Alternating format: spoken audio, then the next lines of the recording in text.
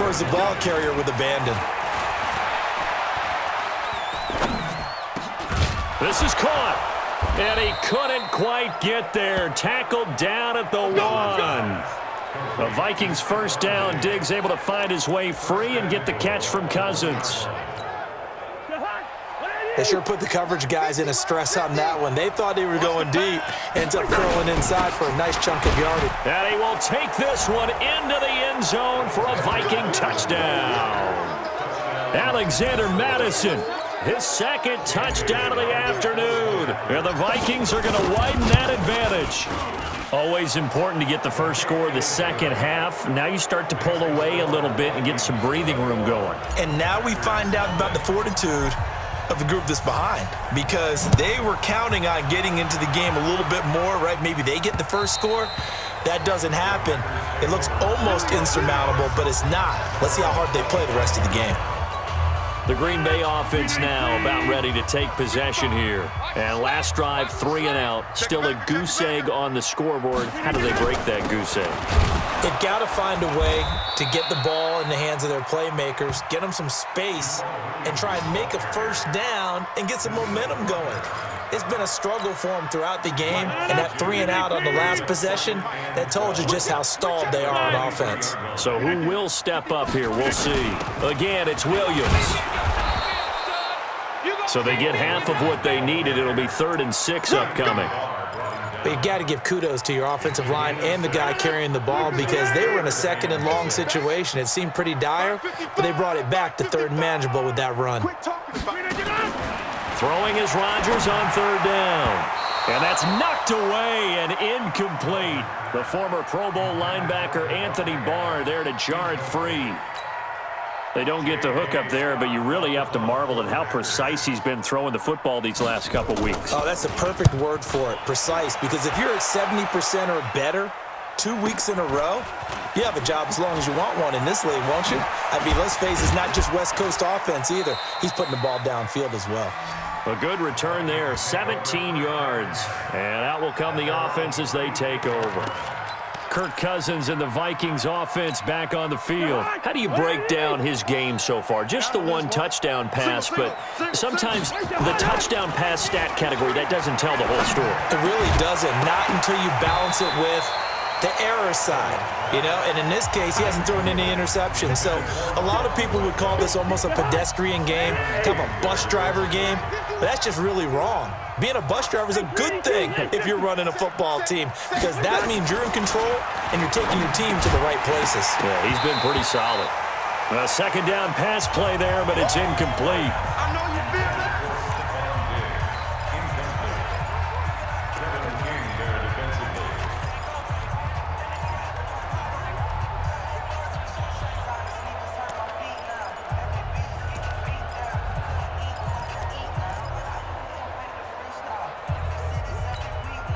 So back-to-back incompletions, and that has them staring at a 3rd and 10. Hey, we're good, we're good.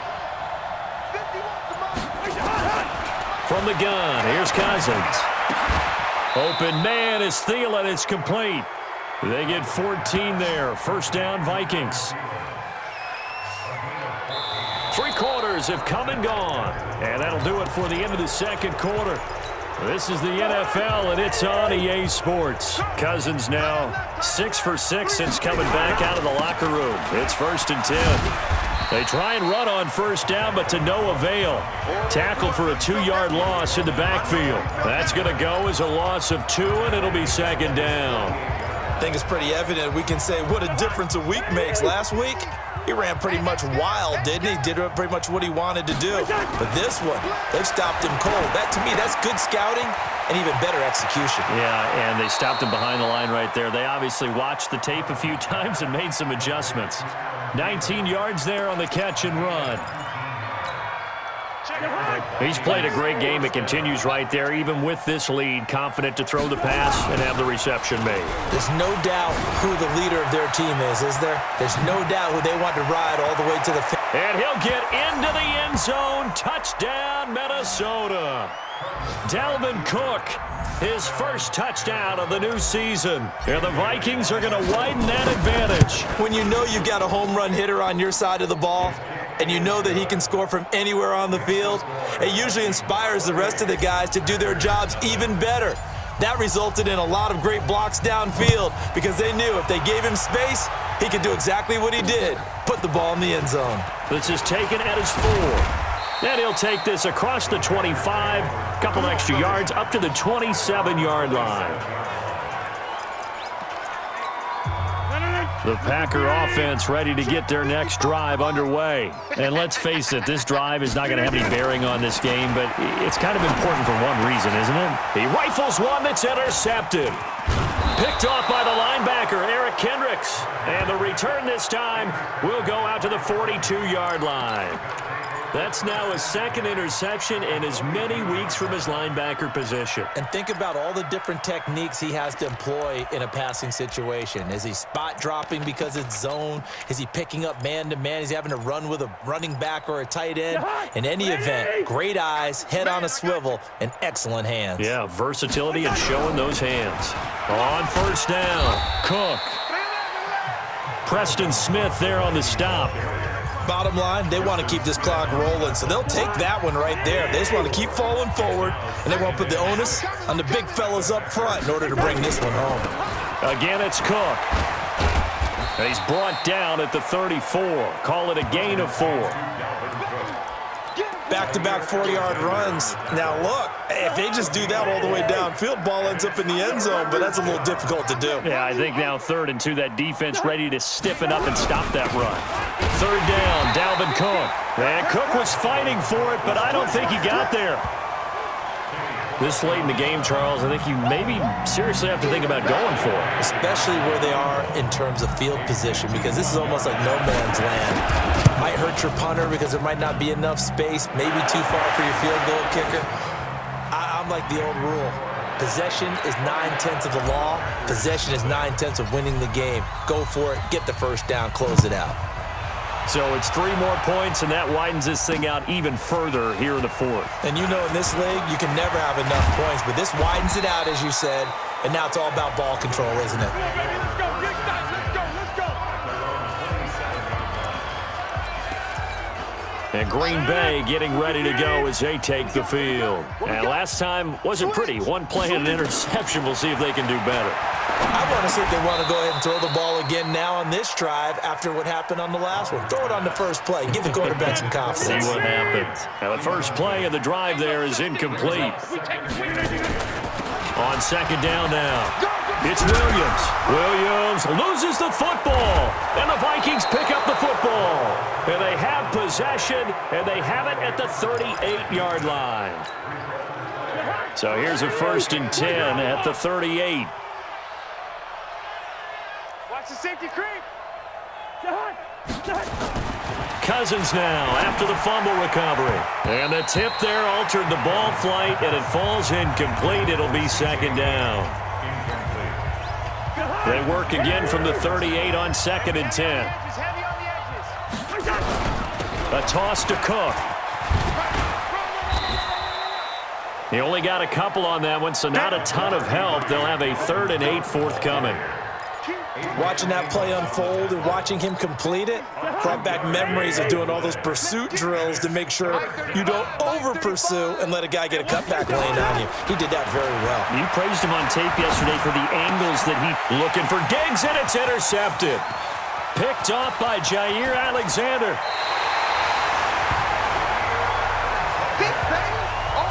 Now they get a 4th quarter pick. A little something to hang their hat on, I guess. Okay, so let's face it, though. Who's happy about this play? Fantasy guys, right? Yeah. The analytics will tell you one thing or another. That's a bad play on one hand, a good play on the other, but it's all about the fantasy points here. Yeah, because this ball game is over. And he gets this one inside the 15, just a yard or 2 shy of the 10. Good work after the catch, going to net him 23 and a 1st. Just 2 minutes remaining here in the 4th quarter of what has been a one-sided affair. So it's Packer football here as we welcome you back. And let's see what they've come up with offensively after having time to talk it over. Now it's Rodgers. And he checks this one down to Williams. And he's brought down. It'll be a gain of 10 to start the drive out, and by a few inches, that'll be a first down. Nice game there, partner, but you and I both know that won't do anything for the final score. They're not going to win this one. Right now, they're playing for pride and fantasy points. And just to erase that goose egg, nobody wants to be shut out. From the gun, it's Rodgers. And that is caught. Well, they're going to see this one to the end. They get a score, but pretty much an exercise in futility right now. Still down big. So they will get on the scoreboard here. Give them credit for that. Too little, too late, but no zero. Oh, you're going slow clap on me. Not very nice, is it? No, but they haven't been very nice on offense. It's been a struggle. And the Vikings able to recover. The hands team does its job. Now they're down big here in the fourth. They had to try the onside kick. Can't fault them for the effort at least. No, you can't at all. And if nothing else, now you've put something that you're trying to practice, right, that you've worked on into a game situation, and now you can go back and dissect it. So if you need it again sometime, maybe you'll find a better way to do it. But, yeah, this game's pretty much done for them. They'll wind up with 3 yards out of that, and it's second down. Everyone's got to be able to catch the football. Doesn't matter what position you play, but if you're on offense, be aware a ball may come your way. They run it again with Cook, and he is going to be stopped cold behind the line of scrimmage. That'll be a loss of a yard, and it leads to a third down. Hey, a lot of points have been scored in this game against them, but tally that one on the side of the defense. Do you think maybe, possibly, it could be a little bit of a changer for them? Maybe not a game changer, but a little bit of a momentum one that maybe they can string together some pretty good plays and slow them down. And he can only manage to take the football to the 40, and that is well shy of the first down marker. 2 yards on the pickup there. It's fourth down. Here's Britton Colquitt now as he'll punt it away for the second time.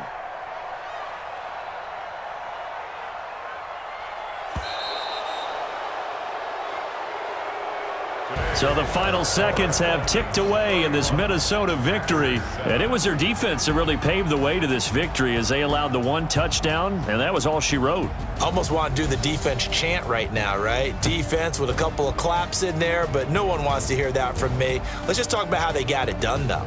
When you take care of every aspect of the game, shut down the run, control the airways, right? Make sure the quarterback is harassed. This type of performance you get. They can't fashion together any offense, no consistency, and they just took control.